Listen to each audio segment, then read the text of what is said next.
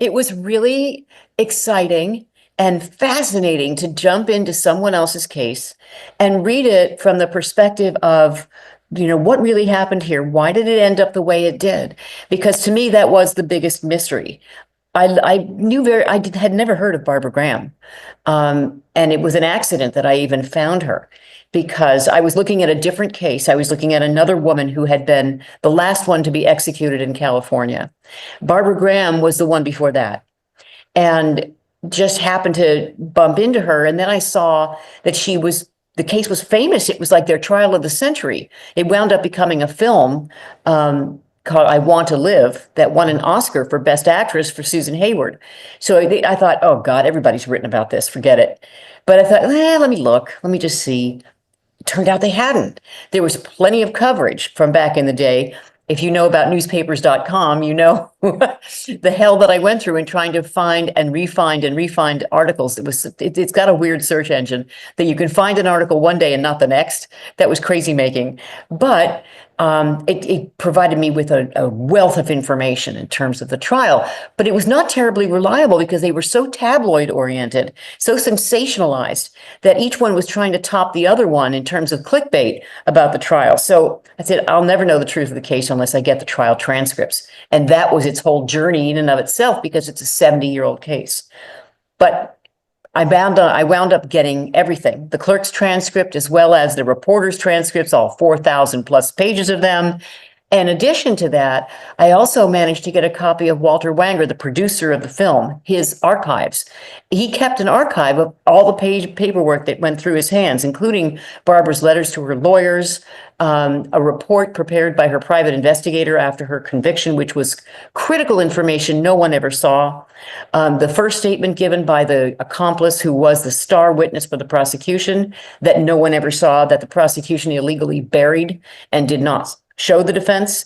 There was a lot of malfeasance in this case, a lot of unethical conduct in this case that never had come to light. And it was truly shocking as I read through the transcript and saw the moves that they were making. Now, some of the stuff they did that I objected to and that was very upsetting to me was legal back then, became legal shortly thereafter in the years following. But nevertheless, was pushing the envelope, and they went after Barbara. It was Barbara and three men who committed this. It was a home invasion robbery, in which the victim, who was an elderly woman, was brutally pistol whipped and strangled to death. And they tore up the house, blood on the walls, carpets ripped up, furniture upturned. It was crazy. And they were searching for what they believed they would find, a safe with hundreds of thousands of dollars, which turned out to be not true. But there's a connection there to a casino operator and real estate entrepreneur named Tudor Scherer. It had been his house, which he gave to his ex-wife, Mabel, the victim's mother. He remained close with her, and he came to visit her often, which led to rumors in the crime community of Los Angeles that because he was visiting Mabel Monahan, it must be for a purpose, and that purpose must be to hide money that he was making from his casino. Wasn't true.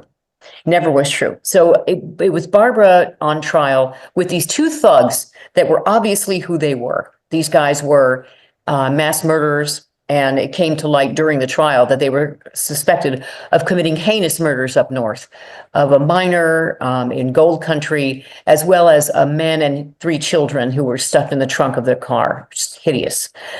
Barbara, on the other hand, had priors that were typical of the unskilled person who has no way of making a living. She had misdemeanors in her background, only nonviolent misdemeanors, check kiting, shoplifting, prostitution, that sort of thing. But she was also very beautiful, so she could get married, and she did frequently. But she was also somebody who, considering that she had no prior education to speak of, very smart, very intelligent, very sensitive. She was a fan of jazz music, classical music, read Omar Khayyam, was an amazing person who kept trying to get a foothold in legit society and never could quite make it. And she had a mother who made sure she never would make it. So all of the odds were stacked against her. But the newspapers went crazy because here's this woman in the 1950s who's beautiful and they called her, looks more like a showgirl than a defendant. and yet is accused of this heinous crime. And the star witness for the prosecution made sure to frame her up as the one who pistol whipped the victim. And as you'll see in the book, I explain why his story was so inherently unbelievable, as I call him. His name was actually John True. I call him the ironically named John True.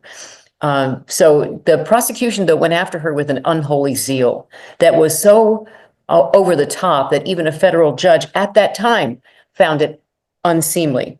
So it felt to me like they were trying to get a notch in their belt, because it's easy to convict the two men sitting next to her. Very hard to convict a woman who looked like that. And they pulled out all the stops to do it and chase her into the gas chamber. I took a story approach. I took a fiction, the way we map out a novel.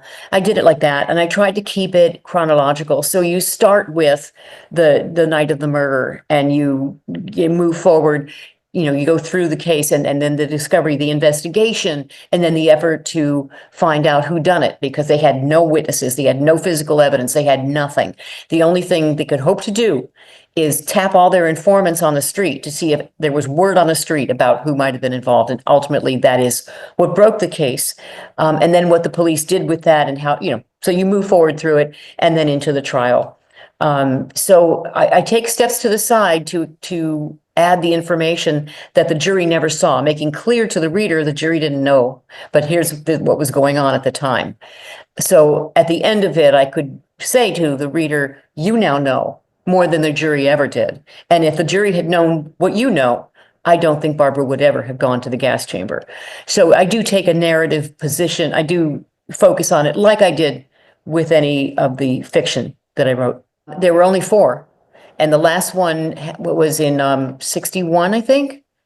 And I think something like that. That's it. And there hasn't been any since. And California now has a moratorium. And so no one. I don't think we've had an execution in this state in decades. I think writing about true crime is really fascinating. This one was fascinating. What I need to do is find another case, and this is no easy thing, but I don't want to just talk about the evil blood dripping off his fangs monster. I don't care about that sort of slasher stuff. I'm not in this to write about blood and gore and shock and titillate. If there's no deeper issue to talk about, no issue about justice, about truth, about our society, our culture, then there's no point. So it would have to be a case that offers reason to talk about larger issues, not just the fascination of some heinous crime, which I think really we're at the point now where we've done so much of that.